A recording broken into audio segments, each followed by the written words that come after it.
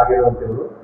ಅವರ ಜಮೀನಲ್ಲಿ ಒಂದು ಸ್ಟಾರ್ಟರ್ ಕಳ್ತನ ಆಗುತ್ತೆ, ಮತ್ತೆ ಆ ಜಮೀನಲ್ಲಿ ಅಳವಡಿಸಿರುವ CCTV ಕ್ಯಾಮ್ರಾನು ಸಹ ಕಳ್ತನ ಆಗುತ್ತೆ.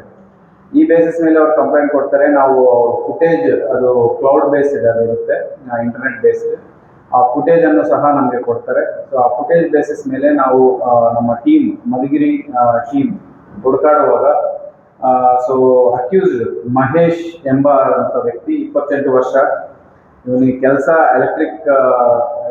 ಎಲೆಕ್ಟ್ರಿಷಿಯನ್ ಆಗಿ ಕೆಲಸ ಮಾಡ್ತಾನೆ. ಮರಿತಿಮ್ಮನಹಳ್ಳಿ ಗ್ರಾಮ, ಕಸ್ಬಾ ಹೋಬಳಿ, ಮಧುಗಿರಿ ತಾಲೂಕು. ಸದ್ಯಕ್ಕೆ ವಾಸ ಕರಡಿಪುರ, ಮಧುಗಿರಿ ಟೌನಲ್ಲಿ ವಾಸ ಇರ್ತಾನೆ.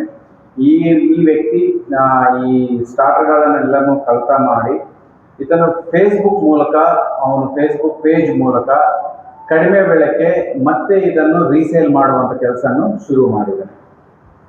ಸೊ ಒಂದು ವ್ಯವಸ್ಥಿತವಾಗಿ ಇವನು ಈ ಕೆಲಸ ಮಾಡ್ತಿದ್ದ.